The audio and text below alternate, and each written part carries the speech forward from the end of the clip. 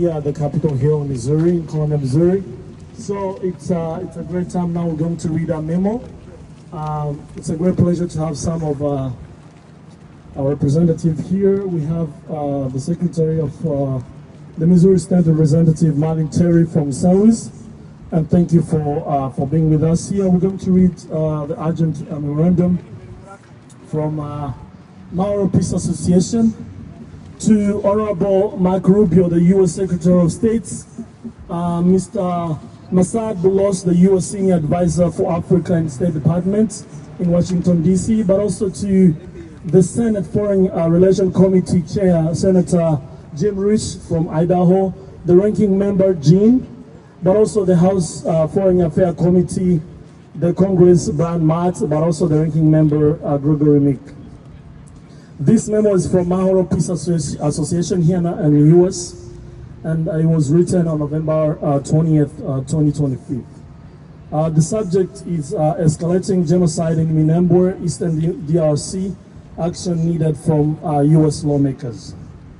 Excellencies, we write with utmost urgency to alert the international community to ongoing genocide against the Banyamulenge civilian population in the high and middle plateau of Fizi, Itombwe, and Uvira of South Kivu, that is in the Democratic Republic of Congo. Since 2017, and with later exclamation throughout the 2024 and 2025, Banyamulenge villages has been subject to a deliberate campaign of unsettlement, starvation, forced displacement, but also systematic destruction orchestrated by a coalition that includes the units of the Burundian National Defense Force operating under the task force joint called TAFOX framework, a joint military force between the Congolese army and the Burundian army. The elements of the army force of the DRC, but also the genocidal FDLR, the Democratic Force of the Liberation of Rwanda rebels, and the government aligned Wazalendo militias, normally called the Mai Mai. More than 58 military positions now encircled Banyamulenge areas, created a total siege. Civilians are prevented from accessing markets, healthcare, and humanitarian aid, such as food, medicine, and essential supply that are systematically blockade the community primary livelihoods in Eastern Democratic Republic of Congo.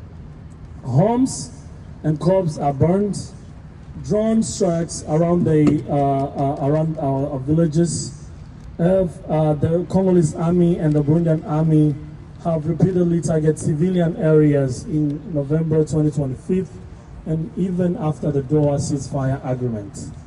On 12 November 2025, a Burundian army spokesman confirmed that Burundian forces are besigning Minembwe openly, failing to distinguish between civilian and combatant, a grave violation of the international law. This act constitutes a war crime, which including starvation as a method of warfare and attack on civilians.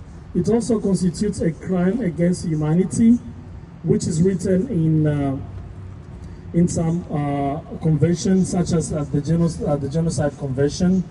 But also this historical persecution of Banyamulenge, it's the same as what was done in Gatumba in 2004. There leaves no doubt that this community, our Banyamulenge community, is in the immediate and verifiable lifting of the total army siege and humanitarian blockade imposed by the Burundian army forces, in collaboration, of course, with the Congolese force, and also their allies militias on the Banyamulenge community in the high plateau of Uvira, Fizi, and Mwenga. We demand withdrawal of all Burundian military forces operating outside a transparency and regional mandate framework in Eastern DRC. We also demand a deployment of an independent international monitoring mission with unrestricted access to the high plateau to document violation and also protect civilians. We launched an independent international investigation into allegation of war crime, crime against humanity, and also genocide. We also demand targeted sanctions against senior Burundian and Congolese military officers critically implicated in the siege and attacks of our people back home. We also demand a suspicion of all military cooperation and assistance with unity involved in the violences. The warning signs are unmistakable. Delay will be measurable in thousands of additional civilian lives lost. We remain available to provide details, evidence, victim and witnesses' testimonies, and coordinate to any mandate body. The Banyamulenge people demand justice and immediate protection under international law. This was signed by Douglas Kabunda, who is the president of Mauro Peace Association here in the United States of America. We demand justice, justice for our people, justice for Banyamulenge in Eastern Democratic Republic of Congo. We demand the international community to take actions to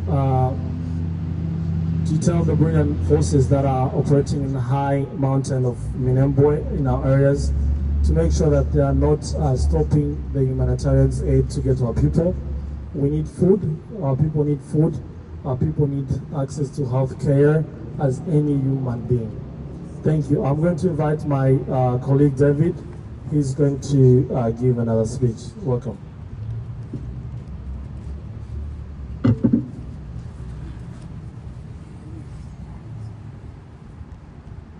Josh Hawley, Senator Elliot Schmidt, and the leader who shouldered the weight of shared humanity. Good afternoon. Thank you. I stand before you with heavy heart and a message I cannot remain silent about. The pain I carry is not mine alone. It is the burden of people who have suffered for decades, who have endured the worst humanitarian, and who still hope for the future free from the horror of massacre and ethnic cleansing.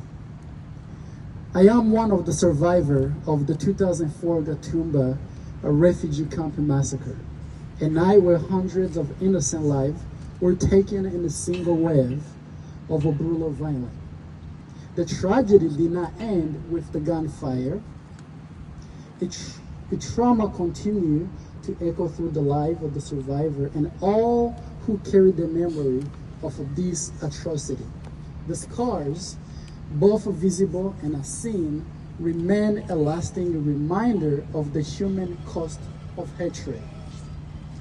The perpetrator who incite and orchestrated this crew remain powerful within the government of Burundi. And over the past 2 decades, the trauma has persisted. The name Agathon stands as a haunting reminder of that crew and ongoing fight for justice. For more than a decade, and still today, the Banyamulenge community in the high and the middle plateau of Fizi, Itombo, and Uvira in South Kivu, that is in Democratic Republic of Congo, have been living under relentless violence that echoes the Tumba massacre. The killing did not end, it evolved. It continued in new, coordinated, and devastated form. Basic care, mothers, fathers, and elders are being murdered. Men are being burned alive. Entire village have become battleground, river of blood replacing the stream of daily life. The governor of our own government of Democratic Republic of Congo, alongside Burundian forces and the Burundian government, has intensified military operation, deploying thousands of Burundian military into the region. Many of these forces are led by the individual accused of involved in the Gatumba massacre, and their mission appeal aim at eliminating those identified as Banyamulenge. Essential human needs such as medication, bandage, Simple things as baby milk, salt, sugar are being stripped away. The most basic element of survival are being denied to the people already accustomed to the fear and displaced. I am calling on the leaders who present Missouri in Congress, the senators, the member of the House, and who serve in the government to intervene now. Specifically, please impose sanction to the government of Burundi and our own government, DRC. Use every avenue available: diplomacy, humanitarian support, international advocacy to stop the bloodshed, to protect the civilian. You possess a platform to mobilize attention, research, and a concrete policy action. A single phone call, a declaration, or a vote can alter trajectory of life and those who are in imminent danger. Banyamulenge life matter. Every child in the milk, every parent who fear for their family, every elder who clings to hope. Those are obstruction. They are real people deserving safety, dignity, and justice. The path forward demands not only words, but sustained, principled action. It requires swift action, accountability, humanitarian relief, and a clear commitment to protect the vulnerable community from genocide, ethnic cleansing, and mass atrocity. I urge the following leaders: the Honorable Mr. Mark Rubio, the U.S. Senator, Secretary of State. Honorable Mr. Masad Bolas, the U.S. Senior Advisor for Africa. Senator Foreign Relations Committee, Chair Jim Rich, Ranking Member Jean Sheen, House Foreign Affairs Committee Brian Mast, and the Ranking Member Gregory Mick, and the President of the United States, Donald Trump, all citizens of America, to act with courage and compassion today. Do this for Banyamulenge community, for all affects family, and for the timeless principle that every life matters. May God grant you wisdom and the strength to do what's right. May your action save life, restore hope, and honor the memory of those who have already died. Banyamulenge needs justice. We'll continue to fight for our life, for our community, no matter what it takes, how long it takes, where it takes, who it takes to, until we are free from all evils from the Burundian government or anybody else. Thank you. We need Justice! We need Justice! We need Justice! We need Justice! We need Justice! When? Now!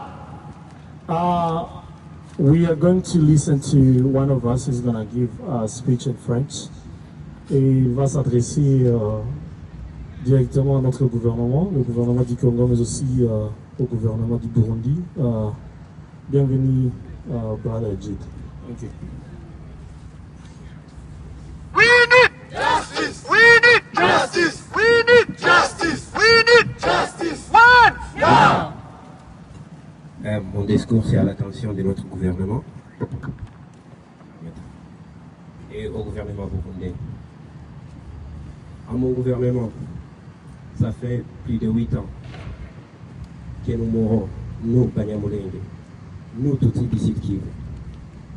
À ce moment précis, nos mamans, nos enfants, nos frères, nos parents périssent aujourd'hui dans des forêts. Pas parce qu'ils qui sont fautifs, mais au contraire, c'est parce que nous sommes Banyamulenge. Nous mourons parce que nous avons été créés de la sorte dont nous sommes.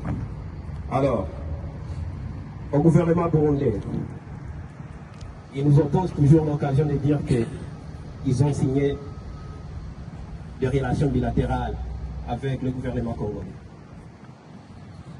À la personne du président burundais, si vous avez signé des accords bilatéraux avec le gouvernement congolais, c'est pas pour tuer les Banyamulenge.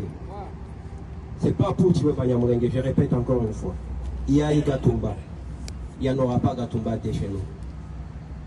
Il y a eu Gatumba, je répète encore, j'insiste, il n'y en aura pas Gatumba chez nous. À la communauté internationale, oui, aujourd'hui vous êtes silencieux à ces meurtres, à ces génocides. Mais il y a un temps de la justice, et la justice vous rattrapera. À la communauté des pays de l'Afrique de l'Est, ne restez pas silencieux. Nous avons vu ce que vous avez fait.